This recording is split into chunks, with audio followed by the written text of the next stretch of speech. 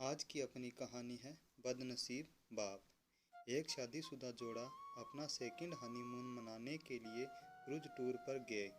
इस दौरान वे अपने बच्चों को घर पर ही छोड़ गए थे। बदनसीबी से खराब और बहुत ही तूफानी मौसम के कारण क्रूज शिप डूबने लगी। सभी लोगों की तरह वे दोनों भी अपनी जान बचाने के लिए लाइफ बोट एरिया की तरफ दौड़े, लेकिन वहाँ भी सिर्फ एक ही व्यक्ति के लिए जगह बची हुई थी। अपनी पत्नी को डूबती शिप पर छोड़ आदमी लाइफ बोट में बैठ गया। पत्नी उसे डूबती शिप पर खड़ी अपने पति को दूर जाते हुए देख रही थी। वो चिल्लाकर अपने पति से बोली। इस कहानी को यहीं विराम देते हुए शिक्षक ने अपने सभी विद्यार्थियों को पूछा, क्या कोई अंदाजा लगा सकता है पत्नी ने पति से क्या कहा होगा? ज्यादातर विद्यार्थियों का एक ही समान उत्तर था। उन्होंने कहा, पत्नी बोली होगी कि मैंने तुमसे इतना प्यार किया और तुम मुझे इस तरह छोड़कर जा रहे हो। मैं तुमसे नफरत करती हूँ। शिक्षक की नज़र एक शांत बैठे विद्यार्थी पर पड़ी। शिक्षक ने उससे जाकर यह सवाल पूछा। विद्यार्थी बोला, मुझे लगता है वह बोली होगी, हमारे बच्चों का ध्यान रखना। शिक्षक को आश्चर्य हुआ। उसने विद्यार्थी से पूछा, क्या तुमने यह कहानी पहले भी सुनी है? विद्यार्थी ने सर हिलाया और बोला, नहीं, लेकिन बीमारी की वजह से दम तोड़ते हुए मेरी माँ ने यही शब्द आखिर में मेरे पिता से कहे थे। शिक्षक ने उस विद्यार्थी को सही जवाब देने के लिए शाबाशी दी। कहानी को आगे बढ़ाते हुए शिक्षक ने कहा, क्रूज शिप डूब गई और साथ में पत्नी भी। पति घर वापस लौट आया और उसने अकेले ही अपने बच्चों को पाल पोस कर बड़ा किया। कई सालों बाद उस पति की भी मौत हो गई। एक दिन उसकी बेटी, जो उसे अपनी माँ की मौत की जिम्मेदार मानती थी, अपने पिता के सामान को साफ करते हुए उसे एक डायरी मिली, जिसे पढ़कर उसे सच्चाई का पता लगा। डायरी में लिखा था, जब उसके माँ बाप उस क्रूज शिप पर गए थे तब उन्हें पहले से ही पता था कि उसकी मम्मी को थर्ड स्टेज कैंसर है और इसलिए वो दोनों आखिरी बार एक साथ ज़्यादा से ज़्यादा समय बिता सके, इसलिए दोनों अकेले ही उस क्रूज शिप पर गए थे।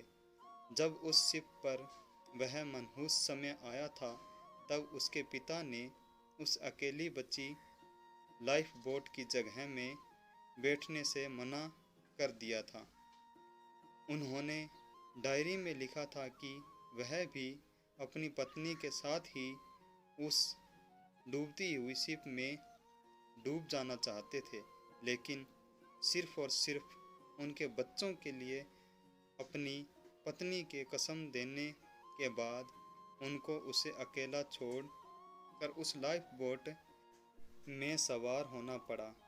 इस डायरी को पढ़ने के बाद बेटी फूट फूट कर रो पड़ी। शिक्षक ने यह कहानी यही ख़त्म की और पूरा क्लास शांति में डूब गया। यह शांति देख शिक्षक को पता चल गया कि वह इस कहानी के जरिए जो सीख अपने विद्यार्थियों तक पहुंचाना चाहते थे वह पहुंच चुकी है। इस दुनिया में अच्छे और बुरे हर तरह के लोग हैं, लेकिन कभी कभी परिस्थितियां ऐसी विकट हो जाती है कि आप बुरे या अच्छे का फैसला नहीं कर पाते। इसलिए कभी भी हमें कोई भी फैसला लेने में जल्दबाजी नहीं करनी चाहिए। सिर्फ बाहरी चीज़ों को जान लेने से किया गया फैसला कभी भी सही नहीं हो सकता। बिना किसी जांच पड़ताल और बिना दूसरों का पॉइंट ऑफ व्यू समझे फैसला करना छोड़ दीजिए। वह जो होटल में आपके खाने का बिल भरते हैं इसलिए नहीं क्योंकि उन्हें अपने पैसों का घमंड है, बल्कि इसलिए कि वह आपको पैसों से ज़्यादा अहमियत देते हैं, वह जो हमेशा आपकी मदद करते हैं और करने के लिए तैयार रहते हैं, इसलिए नहीं क्योंकि उन्हें आपसे कुछ चाहिए, बल्कि इसलिए क्योंकि वह आप में एक अच्छा दोस्त देखते हैं।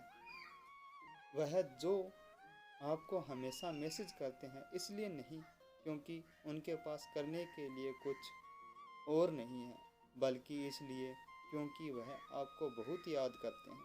और वह जो हर झगड़े के बाद पहले माफ़ी मांगते हैं, इसलिए नहीं कि वह गलत होते हैं, बल्कि इसलिए क्योंकि उन्हें अपनी बातें, अपने गुस्से या अपने ईगो से ज़्यादा आपकी परवाह है।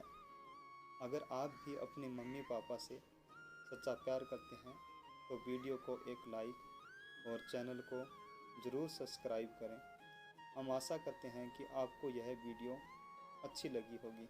अगर वीडियो अच्छी लगे तो वीडियो को लाइक और चैनल को सब्सक्राइब ज़रूर करें, क्योंकि हम ऐसे ही इस चैनल पर रोज़ाना ही नई नई वीडियो, नई नई कहानियाँ, मोटिवेशनल वीडियो लेकर आते रहते हैं। अगर आप यह वीडियो हमारे फेसबुक पर देख रहे हैं तो पेज को फॉलो और लाइक ज़रूर करें।